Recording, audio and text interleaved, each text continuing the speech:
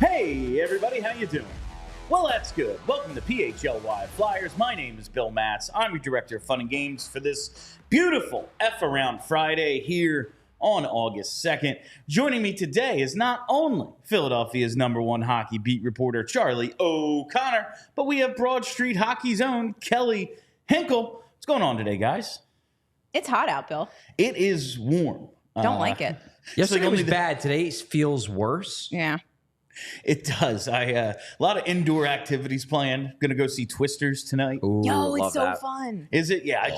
I am not shocked at all you've already seen it. Was it an opening night thing for you? No.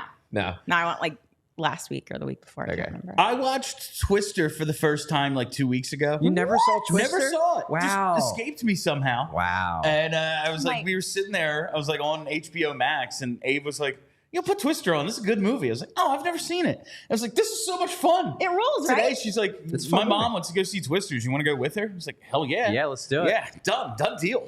So I'm going to go see that tonight. And this. tomorrow, Kelly, it's Vulgarathon. I'm it's psyched Kevin for you. Smith, 8 straight movies. I want to hear all about 10 it. a.m. till 2 a.m. Starting with Clerks, ending with Clerks 3. Are there like intermissions? Like, do you get to get up and pee, or how does this work? Okay. Yeah, there's definitely, Ava's like, can we like get up and leave? Like, maybe I'm going to book a hotel and like go take a nap during Dogma. I was like, all right, yeah. I was just I gonna can't ask you, like, imagine they make you stay for 14 hours. you know how like when you go to a concert, you have a pee song? Like at Pearl Yeah. Jam concerts, Even Flow is my pee song. I'm like, enough of this song. I'm going to go pee. Is there a movie, which of the Kevin Smith movies would be your I'm going to go pee movie? Man, How long of a pee we talking here? I'm just saying, like the one that you're like, I don't care if I miss some of maybe this go movie. get I'm something getting to them. eat. It's probably Chasing Amy for me. Go hit a diner. grab a beer. I do love Chasing Amy, but like, yeah, it's probably in there. One of those. Yeah, like, because you got to see Mallrats. Got to. It'll be like Chasing Amy, Dogma. Maybe like see the beginning of one and the end of the other. Yeah. Probably. Yeah. Okay. And then come back, and then from Jay and Silent Bob Strike Back on.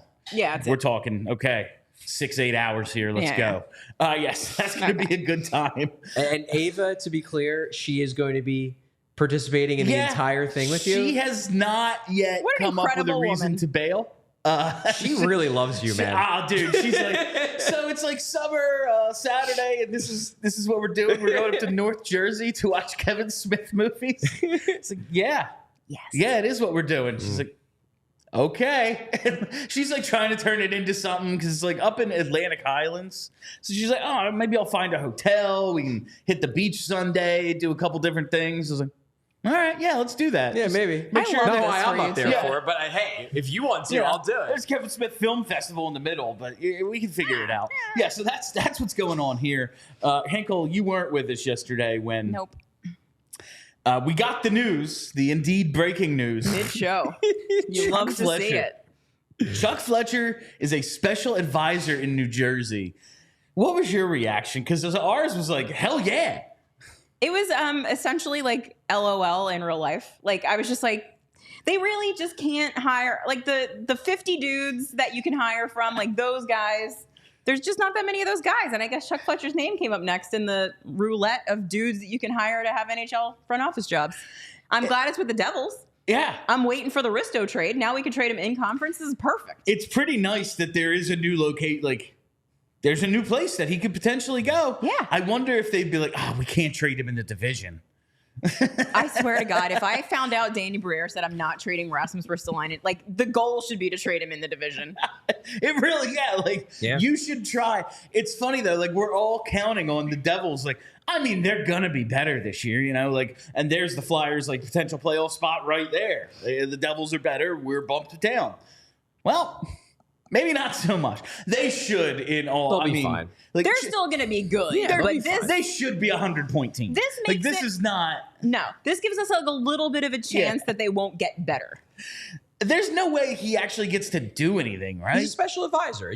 Truthfully, it just depends on how much Hanging the out. GM listens to his advice. Just like- I mean, because like that was the big thing with the alums when when there was the switch and Hilferty took over, and then it was Briere and Fletcher was out, and it was they're going to stay senior advisors. They just won't be doing nearly as much advising as they did before. That they don't have the same pull. that they had. And like, that was just the way the organization was set up, where you had a guy at the top and Dave Scott who openly admitted he knew nothing about hockey. So of course he was leaning on the guys who played the game and won titles. It just so happened that a lot of those guys didn't, at one time they understood how to build a winning team.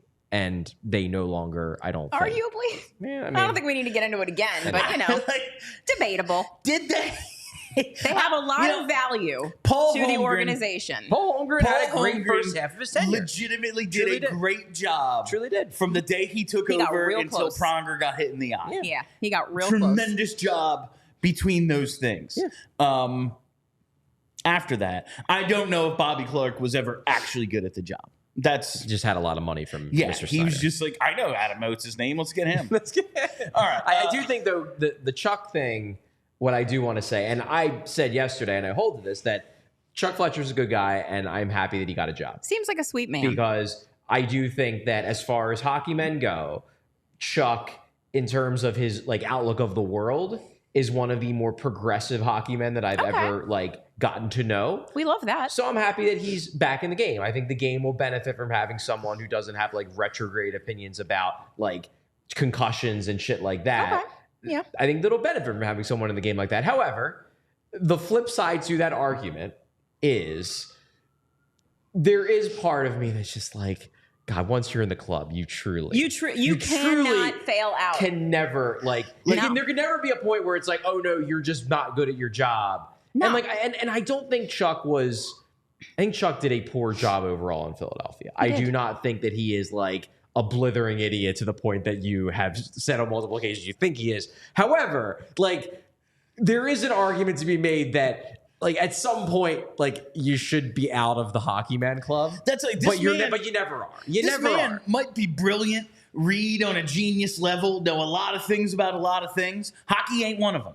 That's all. Like that's all there is to it. Yeah. It is annoying, and like it's not. He knows no more than anyone in this room. It's not even necessarily that I am railing against Chuck Fletcher getting hired. I'm just saying that when you see guys who were not good at their hockey jobs or failed to do what they set out to do, and then a year later immediately get like welcomed back into the club with open arms, whereas like it took people who didn't play the game years and years and years to even get lower level jobs in the industry. I don't know. It can be frustrating at times. It just makes me think, honestly, more than anything else, how big of an asshole must Ron Hextall be? Like a Conn Smythe winning goaltender, the fighting goalie everyone loved, 2-time GM. He ain't getting back in the club, I don't think. I think he might.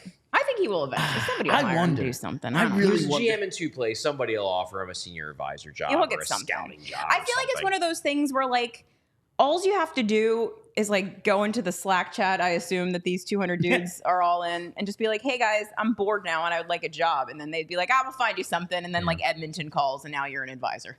Yeah, that seems like how it works. Yeah. He'll just probably run the Brandon Wheat Kings. And that's the thing. Like Fletcher, Chuck Fletcher is the son of Cliff Fletcher. Like Chuck has been in the game since he was like a toddler. Yes. Good for him. And he's a nice guy, so people want a nice guy in their organization. People like nice Chuck's people. a good guy. Yeah, bring him in. I like nice people. He was GM in 2 cities. Yeah. Sure, he can add something to the table. He's completely inoffensive. Just look at him. Like, the picture that they use of him all the time, the headshot, is like the doofiest picture. He just looks like a goofy any face. Random guy. Yeah. Like, is that a real person or is this AI generated? Like, you have to count. Oh no, he's got 10 fingers. He's a real guy. He doesn't have 14. Like, this must be. Anyway, good for Chuck. Good for Chuck. Kelly, what do you make of the Montreal stuff that we were talking about? Like, I can't muster up any emotion one way or the other for the Montreal Canadiens. And they seem to have a real hard-on for the Flyers. It's such a mid-off of like, both of these organizations stink. Like, what are we doing here? I don't even know if I think about the Canadiens like when we're playing them. Yeah. Like they're just so insignificant because they're not good. But like it kind of makes me happy that there's a fan base out there hating us. I kind of like that. I just like because Charlie. there's been no rivalry for the Flyers for a long time because they've been bad. You can't have a rivalry when they're bad. So we've been out here hating a lot of teams and hating a lot of fan bases, like the Rangers, for example, because they invade the building. It's very easy to hate all of those people and their dumb team. But no one hates the Flyers, and no one cares about Flyers fans because right now we are completely insignificant. So it's nice to know there's a whole ass city hating on the Flyers and the fans just because their team passed on Matvei Michkov. Whatever it takes. And I'll tell you, like, that's the thing, though, is we're not mad at the Habs for drafting Cole Caulfield. Like, we were mad at the Flyers. And Charlie brought that up. Like, we take it out on our organization. Like you're supposed to. And they seem to be, like, have taken the company line from Montreal. And it's like, so now we got to prove the Flyers are bad. Yeah. It's like, oh. All right, man. I think that too. So good luck. We can agree on something. Yeah, good luck talking shit. I think the Flyers are bad too. Like, we'll see. Hopefully they turn good. It's possible. The whole thing is just very, very funny to me. It's funny. And I was happy to be able to just put that show out into the world and like them get to see. Like it's just like our graphic yesterday. Are Habs fans okay? I was like, this is genius. No. Like, it's the Mad Men meme. Like I don't think about you at all. Yeah. If I have my list of teams I like and teams I hate, it's like you're not on either. No, you're just there. You're just in the league. Yeah, like, you're cool. Just here. I like your jersey, guys. We gotta play it 2-3 times a year. They're the last team the Flyers beat in a playoff series. Yeah, and that's it. Yeah, so eat shit. There you go. And it's their only playoff series win since 2012, which really says just as much about the Flyers as it does the Habs. Honestly, I can't get all that crazy about it. Not wrong. But today is F Around Friday, and this is one I've been wanting to do for a little bit. We're just going to remember some dudes today. Yes. And I wanted to do this with dudes. Physicality Friday. Ooh. The Flyers always seem to have a guy at or around the top of the league in hits. It's almost like that's intentional. Flyers hockey, baby. It seems as if, because as we'll go through the list year by year, I went back to the lockout because I don't trust the stat keeping now, right? Let alone in 1998. Yeah, like who was counting? Who was this person? Did they even count hits before then? Maybe in 2000 I think started. The broadcast definitely did, but I don't know if the league did. I don't know. I had to go back and look. I don't know if it's an official stat until like maybe around the time they started counting ice time, like 99, 2000, somewhere around there, I bet. Okay. But I just wanted to do this and go year by year and then kind of see like if there's any sort of correlation to when the Flyers are good and when they have one or multiple hits leaders. Spoiler. Yeah. No, it's the opposite. What? So we're gonna start out with this past season. Flyers had two guys in the top 50. Nick Delorier, despite like not playing at all in the second half, basically. He's 48th with 188 hits. Coming in second in the league behind only Jeremy Lauzon is Garnet Hathaway, 326 hits. It's his first year with the Flyers. He's second in the league in hits. I really appreciated when when the league had the audit on the hit-keeping stat, because when there's things you can bet on, they're going to finally make sure that this shit is right. Thank you, shots on goal and save stats. But he finished his second. He woke up one day. He was like, yeah, you have like double the hits you did yesterday. Turns out no one's keeping these stats right. I think it's less that no one's keeping it right, and it's more that the different arenas have biases. And I guess the NHL, now that they are in bed with the Sharks, the Sharks want the numbers to be right. They want the numbers to be right, it turns out. You better get that right. Charlie, the thing I'll say about Garnet Hathaway and his 326 hits is I saw a lot of, like, we'll get to Robert Hagg, and you talk about arena biases. He finished 8th in the league 2 years in a row. When did these hits occur? I never saw any of them. Because they were so far away from the puck that they were never on screen. He wasn't a memorable hitter. No. Garnet Hathaway, you said one thing about him when the Flyers signed him, Charlie. He is going to make the job, quote unquote, job of watching every Flyers game more enjoyable. Yes. He did do that. That was 100% true. Sure did. 100%. Garnet, yes, like it was He's fun as hell. watching watching Owen Tippett be like the fastest skater I've ever seen. Like that. Awesome. That's real fun. Seeing Forster develop, seeing Bobby Brink every now and then just break out some real nifty hands or something. That's cool. Garnet Hathaway was a night in, night out joy to watch. He was always doing stuff. Yeah. And that's a lot of fun. It's the fact that he always does stuff, but he's actually also good at hockey. Like, I'll compare him to Zach McEwen. Zach McEwen was constantly doing stuff. I love Zach Did McEwen. all the things. I liked but him. The Flyers got obliterated when he was on the ice. Like, But he's he not a always good looked NHL like winger. he was doing He some always did stuff. look like he was doing stuff. And that's fun. And then you looked at the stats and you're like, oh, right, he's bad. I don't look at this. But Garnet Hathaway does all the same stuff, except he's good. Yeah. It's always, cool. It is good. I like it. It always seemed like Zach McEwen, like Aaron Ashton was I think a legitimately good one of these guys. Like, you can have him like Dan Carcillo, like you can have these guys do this stuff, and then like every now and then they can score. Like Zach McEwen, it just seemed like it's right there. Like I can see it, and no. He would get real close sometimes. Yeah, he would. He would. He was always doing stuff though. He was always doing stuff. Garnet I love dudes that Hathaway do stuff. was honestly, while I don't really understand re-signing him for 2 more years, like I think trading him at this upcoming deadline, that's the perfect. Like every team wants a Hathaway. That's a perfect guy to add at a trade deadline. But he wants to stay. He wants to put down roots. I saw a quote from him. I saw a quote from him. He's like, I want to be around when this thing like turns the corner. Like I'm putting in this work right now, and I want to see it pay off. I appreciate that. He's been traded a few times, bounced around a little recently. He wants to put down roots. That's cool. We're gonna get to watch him, and that's fun. What is also very funny about Garnet Hathaway in a ironic sort of way is that, and we've talked about this on the show multiple times about how the goons tend to be the nicest guys. Yeah. That's just number one. If the fact that you're not actually good at the hockey, if you're going to just be a goon, you also have to generally be a good locker room guy. Otherwise, if you're a goon but you're a dick, they're going to pick a goon who's not a dick over you. So it self-selects. But it also, in general, I just feel like the role kind of self-selects for guys who like to take up the role of protector. Yeah. Because that is like, and generally if you're taking up the role of protector, you're like a big teddy bear. Mm-hmm. And that's what a lot of the goons are. And it makes them a joy to cover because they're generally really nice guys. Garnet Hathaway is a nice guy. But what is interesting too about Garnet Hathaway is that like he is legit intelligent. Like not hockey intelligent. Like he's smart. Oh, no shit. He went to Brown. Oh. He's smart.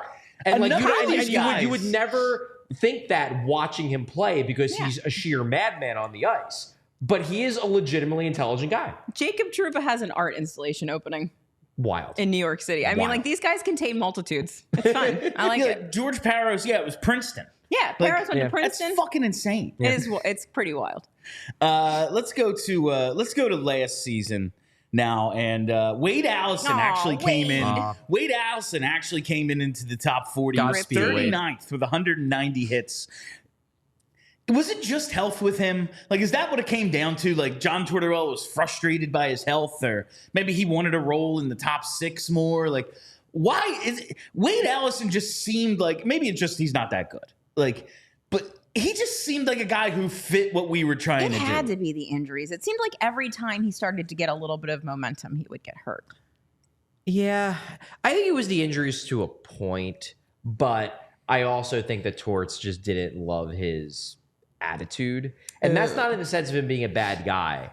I think that Torts wanted Allison to take the act of being on an NHL team more seriously. And Allison is naturally kind of a goofball. Okay. And that's what makes him endearing. Like, I like that about Wade Allison. But you could tell that the final year, the main year that Wade had in Philly, the full season, like he purposely tried to not be a goofball.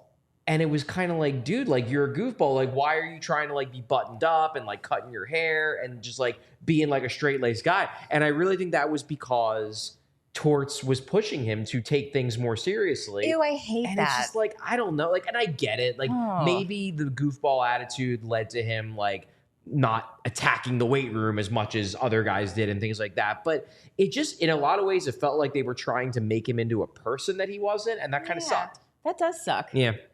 And like, I'm not going to sit here and be like, oh, and now they've missed out on Wade Allison because of it. Like, Wade Allison hasn't exactly. He was probably, good fourth liner. Best, he would have been a bottom sixer. Yeah. A Garnet Hathaway. The problem is then they went out and they signed Garnet Hathaway. Well, that's the, like, he seemed like a guy who could be Garnet Hathaway. Yeah, I'd agree with maybe pop in a couple more goals. Yeah, maybe. But just for whatever reason, wasn't to be. Yeah, I will say, though. I liked Wade. Last year, Nick Delorier, 306 hits, third behind two legends. Regulars on this list during their time as Flyers, and not Radko Gudas and Like Schenn. We'll get to them plenty. But I'll tell you, for Nick Delorier, yeah, a 4-year contract for a fighter, all that stuff, the trade protections, whatever. I have enjoyed Nick Delorier's first 2 years on this team. I am not saying he makes them better. He does not. But if you're going to have a face puncher, and the Flyers are, you might as well have the best one, and they do. Like, that bout with Rempe was pretty awesome. It was amazing. I'm not going to pretend I like him on the team.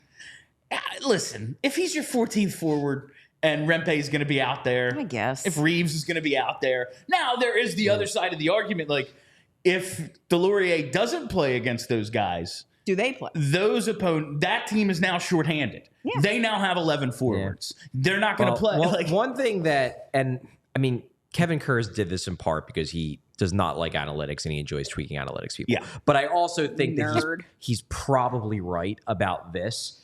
In his last column at The Athletic, he basically was like, yeah, and like based on what Danny Brewer said about Nick Delorier being Matvei Michkov's best friend / bodyguard, like expect him to play in a lot of games this year. And I think that's probably true.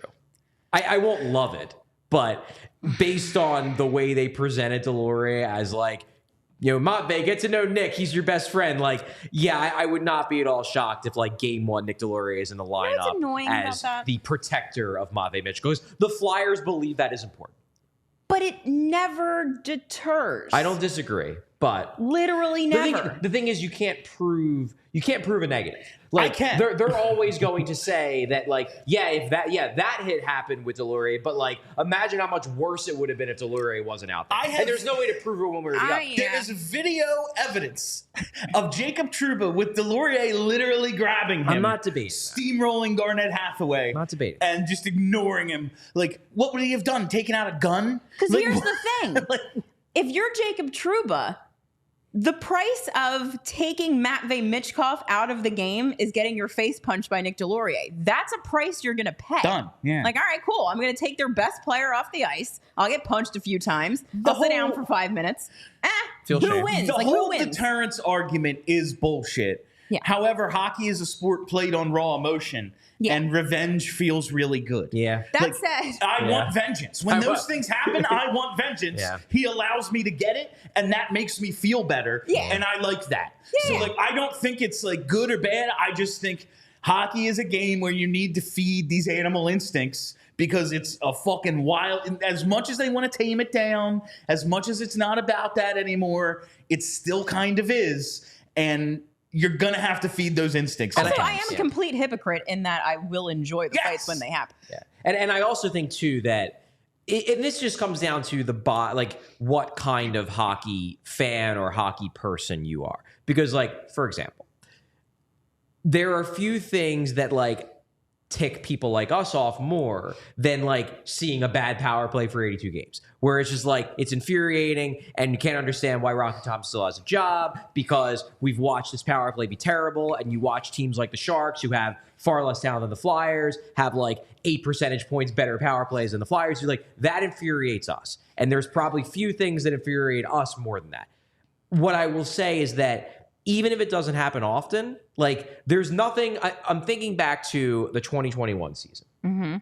And I'm thinking back to that game against the Islanders where Oscar Lindblom was getting beat up along the boards, like right in front of the benches, and like no one on the Flyers jumped the bench. That should have cleared the bench. And the thing is like, yes, like that annoyed all of us. But if you are a traditionalist hockey fan, like, you still haven't forgotten that. Like that sticks in your brain the same way like how ticked off we are that the power play stinks. Like that is what like a traditional hockey person, and I'm not even like shitting on people like Keith Jones, but like that's the kind of thing that like Keith Jones will wake up in a cold sweat in July being like, you can't have that fucking happen again. That was the most embarrassing thing in the world. Whereas if you were more of a new school fan, what is embarrassing to you is that Rocky Thompson still has a job. It's just different ways of looking at what bothers you the most. I will say that might be a lot of horrible shit has happened to this team. On the ice, that is the most embarrassing thing as a Flyers fan I've ever seen. It was real bad. That should have cleared the benches. You can't allow that. I don't care.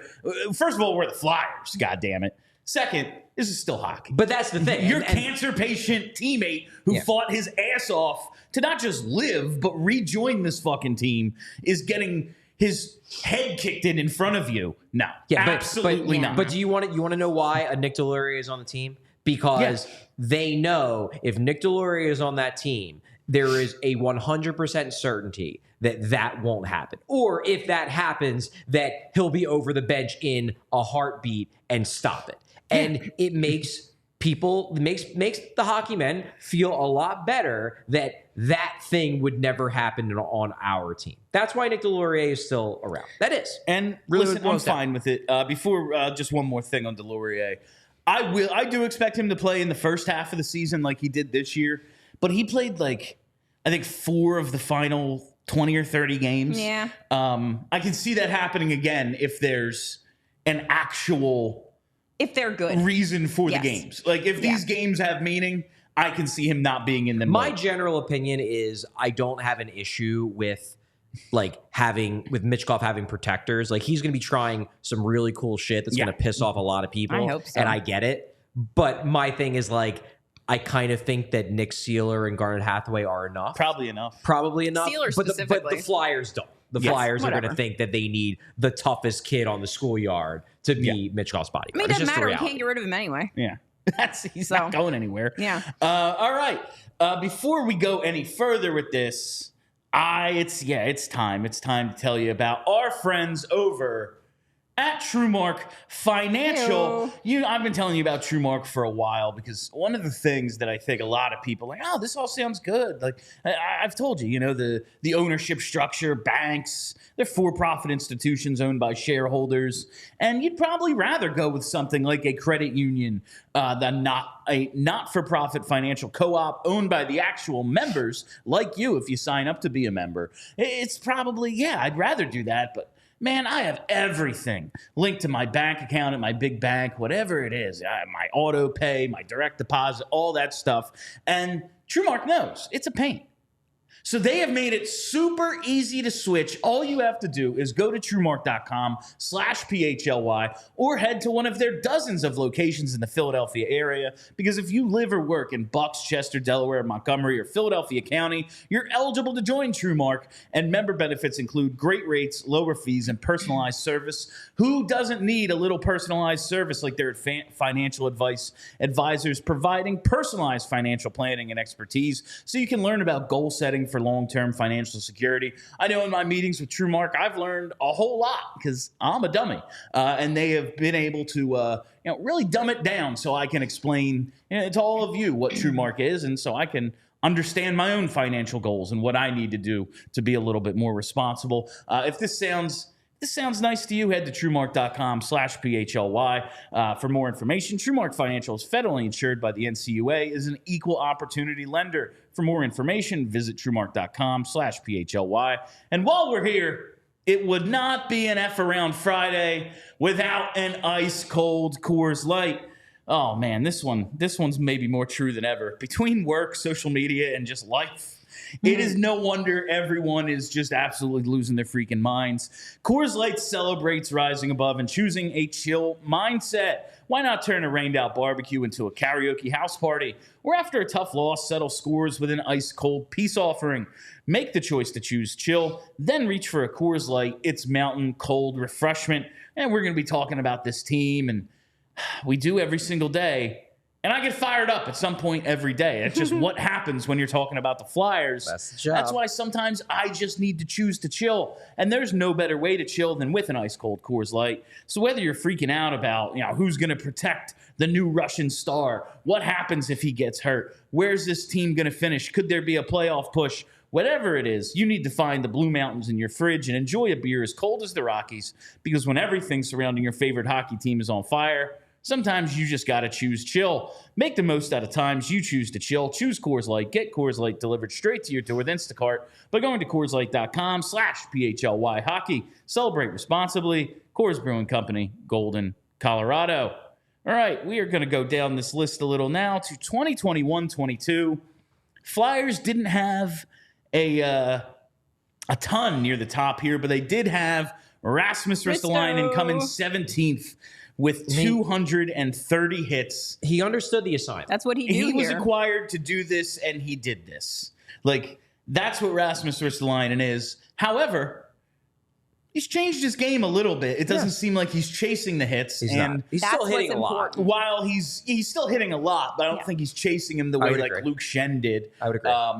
And he's become more effective. That said, he doesn't play a lot anymore. Yeah. He misses a lot of time all of a sudden. Basically non-existent. Yeah. I kept forgetting about him. That's the big thing. Is that he missed a lot of games. And then he missed the whole second half. Yeah. This is... If they get him healthy, they need to figure out a way to trade him ASAP. Oh, yeah. That's not... I don't... could there possibly be anyone that disagrees with that at this point? With the contract, Keith Jones. Well, yeah, Keith Jones can't even disagree with it. I don't even think Jonesy disagrees with the contract. Paying this guy $5 million, right? If the contract was off the table, if there wasn't a salary cap, all that shit, I could see people arguing no, he has got value or whatever. But with that contract and what you've apparently decided the timeline is, I just think that the reason why Jonesy is probably more open now to moving Risto is because he's got the new apple of his eye. Oh, Hunter McDonald. Oh, everyone's favorite Hunter. So they're not going to lose. His view is we're not going to lose that thing that he views as very important. Yeah. We're just going to have it significantly cheaper. A shiny new toy. Yeah. It's going to be real funny when they just put them together. Yes. I mean, Hunter is a lefty, so they could. Exactly. Lefty, right. What if the two of them truly together? The Bash Brothers. I was just going to say, what if the two of them together are some kind of weird Voltron sick defensive smash machine that's just crazy good. That would be so fun. Hunter McDonald, he was on his interview from rookie camp, development camp, was on Flyers Daily this morning. I like this kid. He's a little soft-spoken, but he knows the assignment. I'm rooting for him to be good. He's listen, I know other people get paid to score goals. I have a different job. Mm-hmm. My job is to be vicious. It's fuck yes. Vicious. I want this guy. No, he was a good. I want him up here now. He was a good interview development camp. He seems like a really nice kid. I said I was impressed by him at development camp. I am still skeptical that someone with his statistical profile will become an above average NHLer, but I'm now rooting for him. McDonald Drysdale forever, baby. Let's go. Perfect. The perfect combination. But Risto, 230 hits in 2021-22. That is, I'll tell you, the running theme here to me, and I see all your super chats. We will get to the super chats as we always do at the end of the show. Mm-hmm. The running theme here as we go through this list, if you have a group of forwards who are on, in the top 50 in hits, maybe even near the top of the list, that seems good, because that means you're getting in the forecheck, you're being physical, you're down low, you're tough along the boards, tough in the neutral zone. That seems good. When your defensemen are consistently at the top of this list, that only means the puck is in your zone, because there is no reason for defensemen to hit except in that situation. At the very best, a defenseman hitting is denying his own entry. Other than that, you're in a defensive position. Or I guess you're separating a guy from the puck and causing a turnover and then setting the team the other way. But that's not always what happens. Often there's a hit, and then the puck goes right to another. None of these guys Nick Grossman. Yeah. No. So Nick Grossman, Nick Cronwall. Nick Cronwall. Yeah. Grossman, Cronwall. Same thing, basically. Pretty much. Yes, if you're a defenseman hitting like that and denying zone exits, that's awesome. Yeah. None of these guys are doing that. No. None of the defensemen that come up on and we're this going to get list. to the guy who I think was one of the masters of the hit that didn't actually do anything. One Robert Hagg. Robert Hagg. He'll come up in a little bit. First, we got to go to 2020-21. The only Flyer in the top 50 this year was Scott Lawton at 19th, 141 hits. This was a shortened season. Short season. 19th, though, is still high. 19th, sure. Yeah, like he's top 20 in hits. Yeah. It's always been funny to me, like Scott Lawton is described as, he plays the way you want a Flyer to play. And I believe that to some extent. But he is not like the prototypical most physical guy you've seen. Like he's not. But he's not. Yeah, he's not Garnet Hathaway. He's not. I wouldn't even say like he's down low John LeClair. Like LeClair didn't hit that much. He just he would take a lot of hits. He took a lot of punishment. LeClair wasn't like throwing his weight around the way Lindros was. Behind the net were getting pucks loose. They would loosen up pucks. Yes, but I don't remember. No, I don't remember LeClair being a hitter. No, he wasn't like an open ice big hit guy. But like, I just never think of Scott Lawton as like the most physical player. He's good for some big hits. Even though his style is like you would think. No, I think of him as like gritty and physical. But if you had.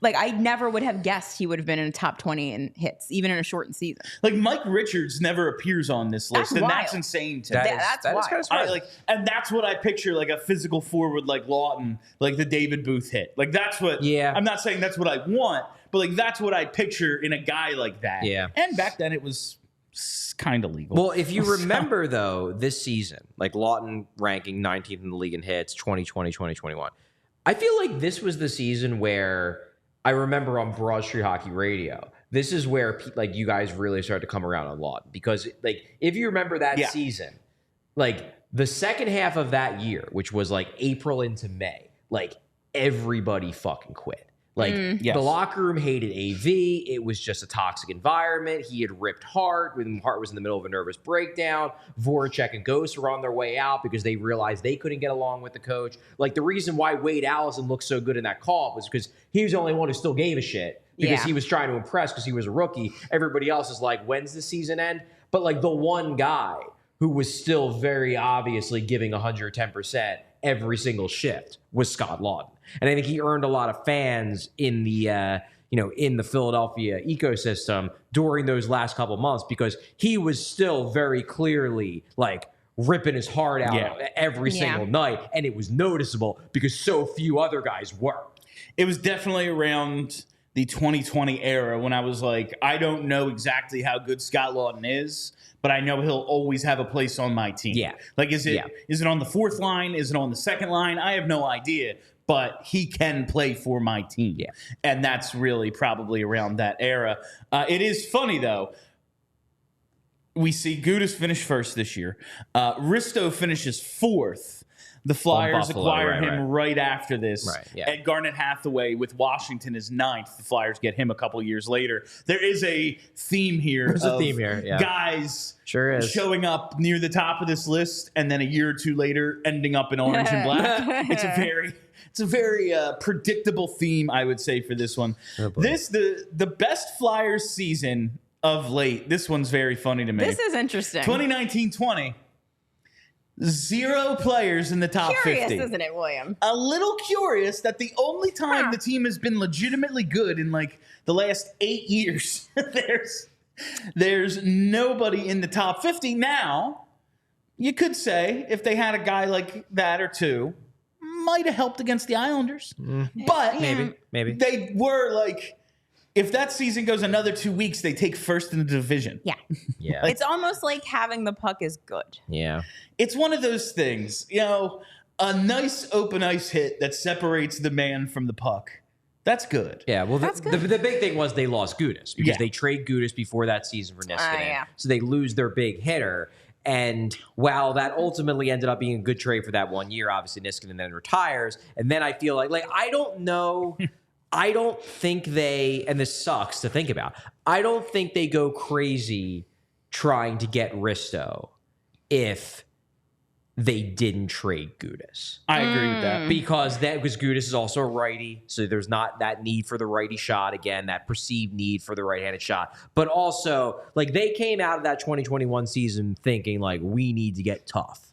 Like, that's a big weakness, and they just zeroed in on Risto. If Gudas doesn't get moved for Niskanen, I think the 2019-2020 team is worse, because I do not think Gudas would have been able to take the role Niskanen did on that team. But obviously, you only ended up getting the 1 year of Niskanen. And then maybe 2019-2020 team's worse, but the 2020-2021 team is better, and then maybe you don't get Risto. It's insane that we only got 1 year of Niskanen and 3 years of Justin Braun. Just kept bringing him back. How did this thing work out this way? How long till Justin Braun's on the Devils?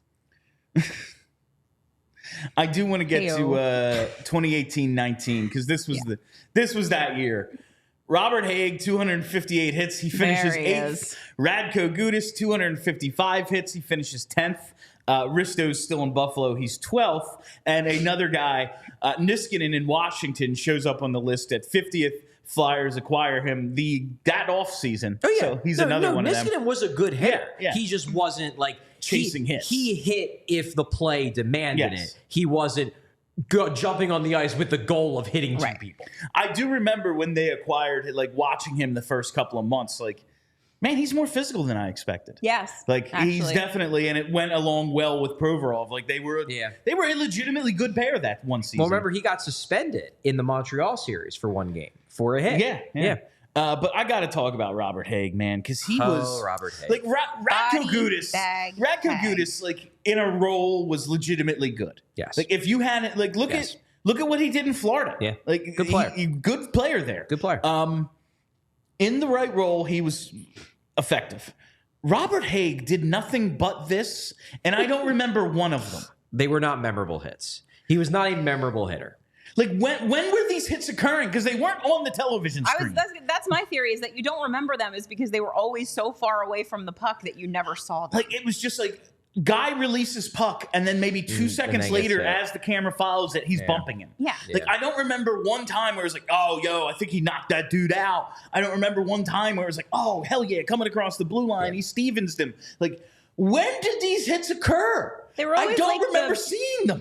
They're always like the play of the game and shit. Like whenever they put together that little highlight package, like halfway through the third. Yeah, the great check of the game. They were always Robert Hagg. We had to take this real wide shot. Are we going to lose great check of the game when Wells Fargo stops advertising? They will find a sponsor for that before anything the else. ALLCITY great check of the game. Yes. No, it's got to be a bank because that's the thing. Oh yeah, duh. It's like the great check. You guys never got that. You never got this. Let's go. I've never put this together. Not one time. Oh my God, that is incredible. That's very funny to me. They've been doing this for over a decade. Did everyone else know this? I never once put it together. Never once. I need to know. Like, tweet us if you if you. I have never put this together. This is the simplest shit of all time. Incredible. Like, yeah, that, like the Toyota RAV4. I get 4 that. minutes. Yeah. Like, I never. No. Yeah.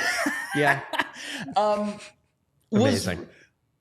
I always saw, like, whenever Robert Hagg, like, took a shot, and it was rarely, but, like, if he had a nice compact wind up, like, that's how you would coach a slap shot. It seemed like he could do other stuff, but just never did. Like, I swear he was better than he played, but now it's like, is he even still in the league? Maybe he's in the AHL. Like, sometimes gets called up. I don't know. Like, Robert Hagg is gone. The bummer about Robert Hagg, and this is why, like, I will never blame the Flyers for making the pick that they did with him. Like, yeah, it didn't pan out. He was an early-ish second round pick, but they drafted Robert Hagg with the belief that he could be more than what he ultimately became. Mm-hmm. Like, they drafted him thinking he could be an all-around, he can move pucks. Yeah, he's got a physical element to his game, but it's not all he is. He can make plays with the puck. He was viewed as like a balance. I think they drafted him thinking that he could more or less become what they are envisioning Oliver Bonk become. Okay. Where he's like not great at anything, but pretty good at everything, and that the sum of its parts turns into a quality top 4 defenseman.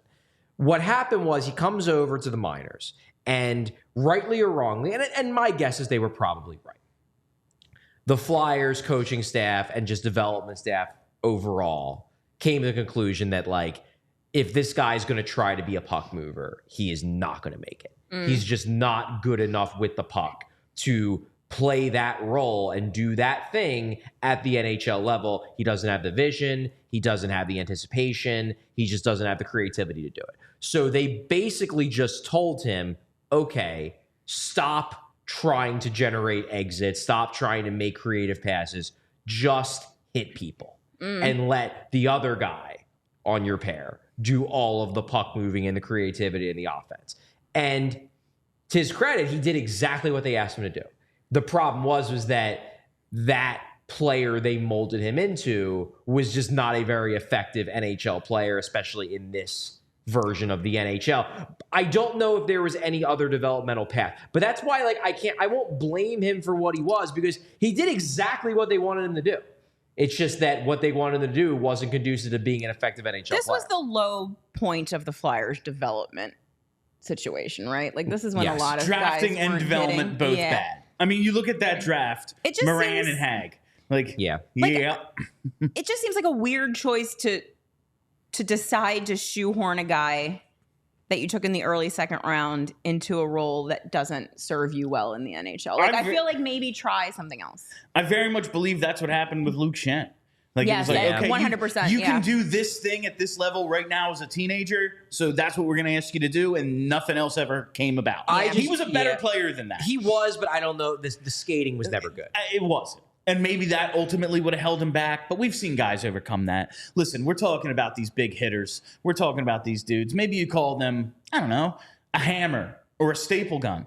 Well, if you need any of that stuff in real life, I love it. You need Ace Hardware. That's Hardware, right. Baby. God, right now, I was want to tell you about Ace Hardware Homes. That wasn't bad, right? That was good. I want to tell you about Ace Hardware Home Services, because they want to tell you that, yeah, they've got that. If you've got a leaky pipe, at Ace Hardware Home Services, they're around the block with everything you need to fix it, including the person to do the fixing. That's always huge for me. I can do some things, but honestly, I'm just making it up as I go. Usually someone has to clean up my work after me. Air conditioning issue. I just had an air conditioning issue fixed at Ace Hardware. Thank you so much to our friends at Ace Hardware. I thought I was going to have to spend thousands of bucks. They're like, actually, it's probably this. I bring the part in. They're like, yep, $14. Done.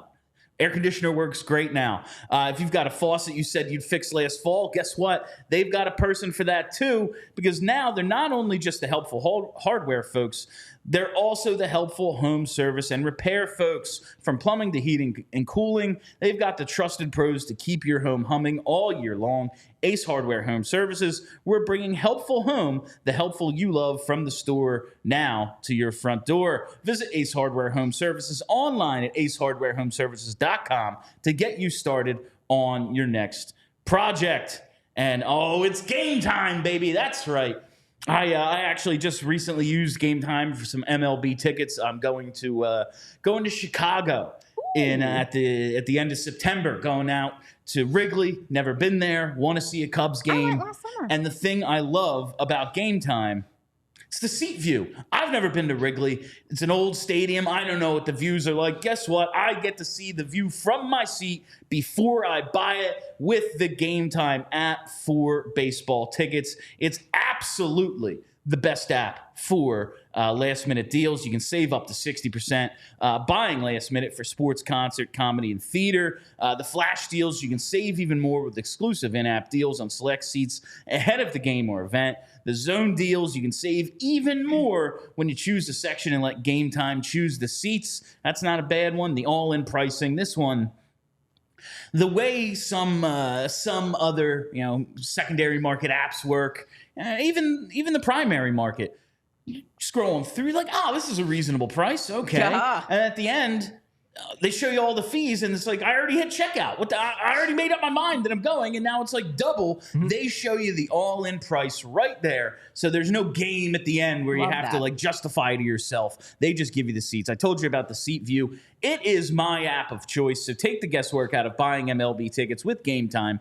Download the GameTime app and create an account using code PHLY for $20 off your first purchase. Terms apply. Again, create an account, redeem code PHLY for $20 off. Download GameTime today. Last-minute tickets, lowest price, guaranteed. It's good to have GameTime back as a partner. They were one of the last September ones, the ones we launched with. Good to have them back as a partner on the PHLY Flyers podcast. It is. Maybe you want to check out. Did you see on all the secondary markets the most expensive ticket for the Flyers this year? It's not the Penguins. It's not the Rangers. Is it the Ducks? It's the Ducks. No shit. We're really doing this. Sure are. We're doing it. All this right. is going to be please just don't bring batteries. We're doing it. Boo the shit out of them if you want. That's cool. All's fair. Just don't throw shit at them. This has all the makings of a best/worst Philadelphia fan experience. Oh boy. Like, it's gonna be great. Yeah. But it has all the makings of like, add another story to the list. Nah, keep it together, fam. Yeah, Use your words. This is very similar. Not obviously exactly the same because the mechanisms for how they force their way out are different. Yeah. But it is very similar to the JD Drew thing. Is that the batteries? That was the Phillies guy that they was the threw batteries. At, yeah. No batteries. They put the backup catcher in JD Drew's jersey and sent him on the field for warm-ups to see how people would react, and they reacted with batteries. Oh, boy. Yeah. Not the best. Not the best. Not the best moment. Not the best. All right, let's go to 2017-18, and we have the same two guys near the top of the list. This was the first year Robert Hagg finished 8th with 238 hits. Radko Gudas, however, missed 12 games, so he finishes 38th. Man, I just miss Radko. I loved Radko. I loved him, too. He was a brutal moron, but he was harsh. He's still fun. What I'll say about Radko, and I have to thank Radko Gudas for this one, because I would say that he played a part in opening my mind to, like, when I was a blogger very much, like in the, 2012 to 2015 range, I had very specific views of like what a successful NHL defenseman should be.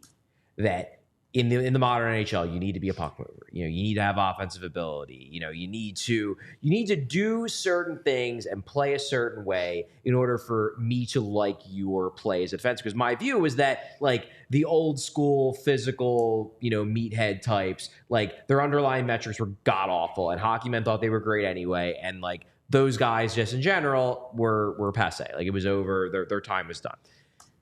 Radko Gudas' style of play checked absolutely zero of the boxes of things I looked for in a play-driving, effective NHL defenseman. Except when you looked at the numbers at the end of the year, he drove play real well. He was an advanced stat god. His advanced stats were universally, pretty much every year, real good. And I remember at one point, after like going through years of trying to figure out how the hell he did it, because usually I could be like, oh, this guy's real good at zone exits. That's why he has good underlying metrics. This guy drives zone entries. This guy's really good in the offensive zone. Radko Gudas was bad at all of those things. All of the things that we tracked as an analytics community. But at the end of the day, you looked at his overall, the numbers that really mattered, shot differential, chance differential, always great. And I was like, at one point, I just made the decision, like, I just need to just accept the fact that Radko Gudas is good, and like stop worrying. It's like the Doctor Strangelove subtitle, like how I learned to stop worrying and love the bomb, like how I learned to stop questioning it and love Radko Gudas. I love that journey and I for did. you. I learned. I'm like, you know what? Even if I can't explain why Radko Gudas is good, and God damn it, I tried. I just have to accept that he's good, and that sometimes guys can be good in ways that I don't think they should be good. Yeah. And it opened my mind to like, hey, it's not like every defenseman has to be a puck mover. Nope. You can have different types. They all have to be good at hockey. Like, you can't have a guy on the team who just like every time he's on the ice, the Flyers have a 40% expected goals percentage. But like, bad. If they have a 53% expected goals percentage and they're a big hitter who can't move the puck, well, something they're doing is working, so I guess they're good. I just want to jump around the list a little bit because we don't have like that much time left. But 2016-17, so Gudas finishes fourth. No shock there. He's always on this list. Yep. Brayden Schenn, 29th. He shows up a couple of times in the top 50. He was chaos. Yeah.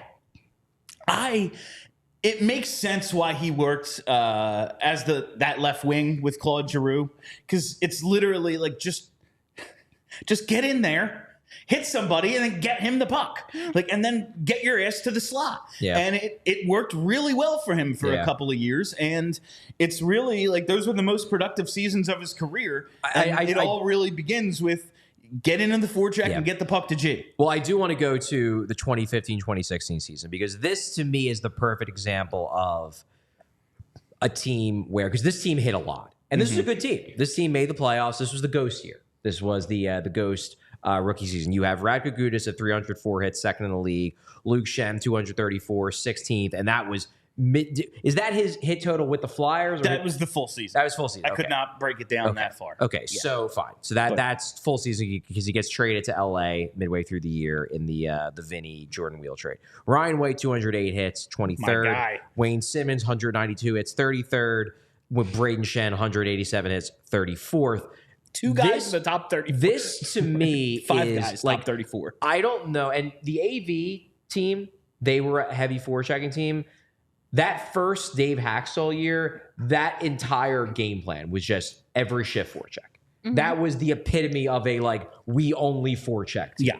And it makes sense that they would have 3 forwards in the top 50 in hits because they were just dumping the puck in every single time and then hitting someone. And that year we thought Dave Haxtell might have been something. Yeah. It looked good there at the start. Yeah. It almost worked. So much I think of his strategy was heavily influenced by the lack of goaltending they got to start that year. And finally they get Shane Gostisbehere called up, and then he has that amazing rookie year. But that was a physical team. That was their thing. This is the 1 year on this list where I don't know if they were the way they were in 2020 or in the earlier 08 to 11, legitimately good teams. But that 16 team was a lot of fun. Yeah. And this is the one team that was overly physical on this list that was actually good. I find that fun. I always loved Ryan White. He was the subject of one of my most popular tweets ever. It was I just love this guy because he just looks like he's always dying for a cigarette. He just looks like a stressed out cook on in a kitchen, I'm gonna fucking kill these customers. That's what he looked like all the time, and I just absolutely love that. Before we go any further, want to very much thank all of our diehards, all of the PHLY diehards. We couldn't do what we do here without any of you, or we couldn't do what we do all throughout ALLCITY without our diehards. So thank you very much. And you want to sign up to be a diehard just so you can get in the Discord and talk to Kelly Hinkle. You can do that at allphly.com.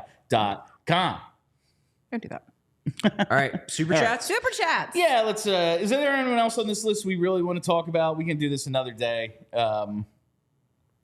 That's fine. Yeah, let's do the super chats. I'd like to talk Zach Rinaldo at some point. But oh man, one of my all-time favorite Flyers. Let's go to Hat Trick Patrick to start. One of my all-time favorite trades. It is one of the greatest trades the Flyers have ever made. Patrick's a new guy, right? Yeah, Hat Trick Patrick. 3 days in a row with a super chat. Welcome. Okay, so can you put it up on the screen, Andrew? There we go. Thank Giroux. It's F around Friday. If Brad Marchand opened a bar, how cheap would the shots be? Cheers, everyone. I appreciate appreciate a good joke for a super chat. So here's my theory though about a Brad Marchand bar. Yes, the shots would be cheap. However, you know how sometimes the bartender will pour a shot and then slide it down the bar? Well, see, the problem with that is that sometimes he just misses it. Charlie, that was good. Just an all-time great I don't care that he's won a cup. I don't care that they embarrassed us in 2011. That was fucking hilarious. So funny. Just overskates the puck.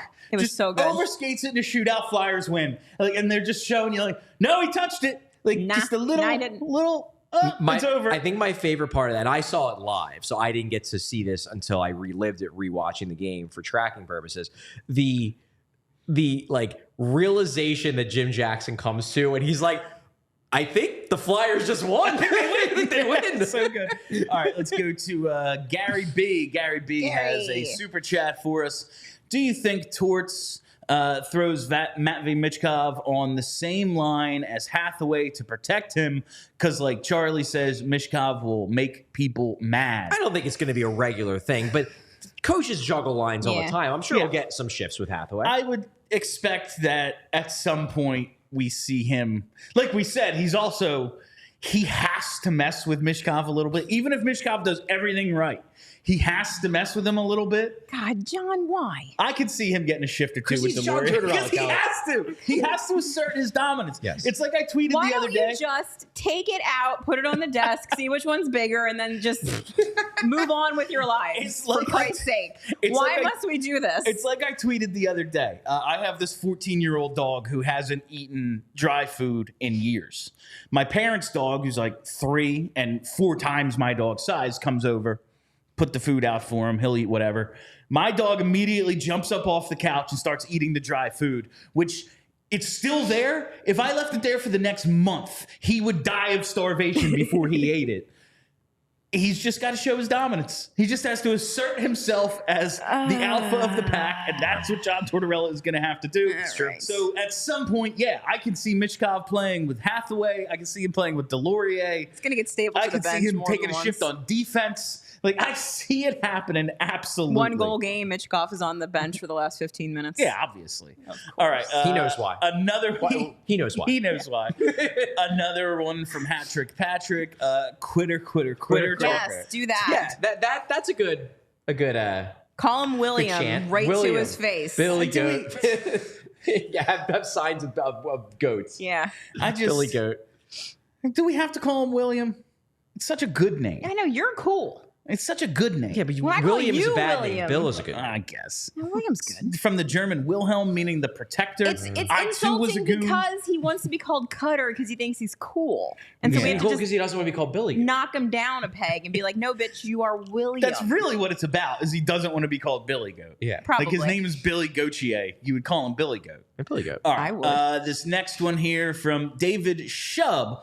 Do y'all remember when Rob Zombie was trying to develop the Broad Street Bullies movie? He was on Rogan and said that the organization killed his dream film. Seems like a mistake that could have added relevance. Was it the org or was it the NHL? I thought I remember it being the NHL. So I went back through when I saw this one pop up just to try to figure out the timeline because I wasn't sure exactly like when they were starting to talk about doing the movie, when it got killed, and then when he went on Rogan. So apparently they start talking about this movie in 2012.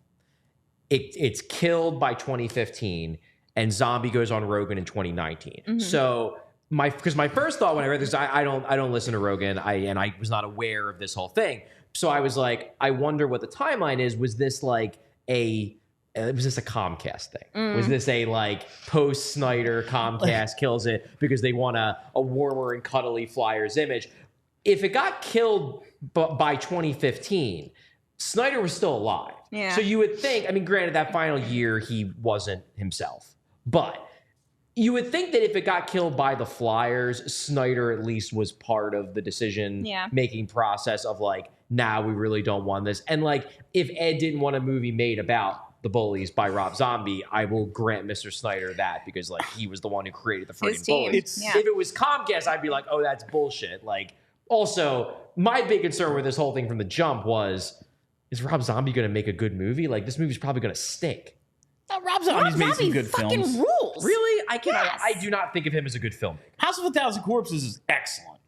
I feel like he could have done something with it. The thing is, this is what he wanted. I would like to see it. He said he wanted the movie to be a combination of Rocky and Boogie Nights. You can't have NHL and Flyers logos in a movie where they're like doing coke at Rexy's. Yeah. Because that's what the movie would have been. Has anyone seen a Rob Zombie movie? They're incredibly violent and incredibly sexual, and that's what this would have been. Right. And they would have never allowed it. Don't you think it had to be more complicated, though? Because couldn't you just make that movie with a team called, like... The Bullies. Like, I don't know, like, just make up a name of a team in the Utah Hockey Club movie. You know what I mean? But Like, his thing was that he wanted it to be about the Flyers. Because I mean, we would all know who. I have the storyboard in my head of how this thing plays out. I think I've written, because what does Zombie make? He makes horror movies. Mm-hmm. The Flyers in this, to me, Bobby Clark is the hero, and it all starts in '72 with the Summit series, where he breaks the ankle of Karlamov. Yeah. And then the Flyers, they win the back-to-back cups. They're building up. But the whole time, there's this monster in Russia just fucking getting bigger and stronger. And it culminates with 76. Yeah, that'd be the cool. Flyers beat them because who did Ed Van Impe play out? Karlamov. Same guy. And that's the movie, and it's kind of a monster movie. Well, here's can Bill Matz make this movie? Here's my thought, though. Okay. But I also want the drugs and sex. Just bear with me for a second. Yeah. Here. You say that Rob Zombie makes horror movies. Why doesn't he make a movie about the 2010 Flyers? I can't think of anything more horrifying. Make a recent movie about the Charlie is Flyers. crushing today.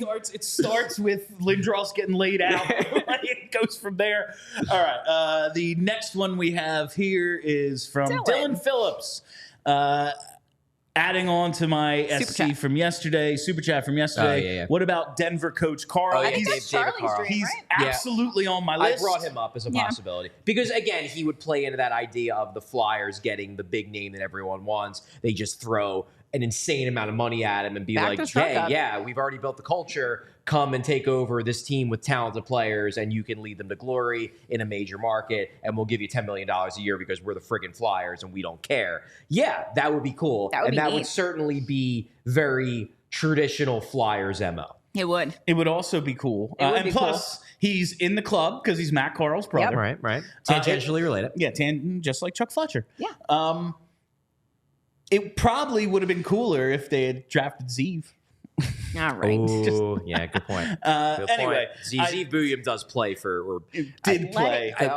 Is he turning pro or is he going back for another year? Zeev, I do not know. I'm not sure, but he played. He played for the University of Denver, won the national championship under David Carl. I've decided Jet's going to be something, so let's all just get the fuck over. Zeev. Okay. All right. Final question, Willie. I'm not mad at you. I'm not mad at you about that. Really sorry for yesterday's captaincy question. I'm not mad. It's just I am happy about it. That is the bit. The bit is that all last season, if you are a newcomer to the show, all last season, people would super chat and mailbag questions about when are they going to name a captain. I would get frustrated because, like, why do we care this much about the freaking captaincy? Then they obviously named Sean Couturier. I'm like, thank God. This is great. I no longer have to have questions about the captaincy. And then, of course, we got a question about the captaincy related to when Matvei Michkov could potentially be a candidate for the captaincy. Always troll Charlie. Willie, we're not mad. I'm not mad. It's just we like the captaincy thing annoys me. When you troll the Charlie. whole thing. I love it so much. You guys love it when I love it so much.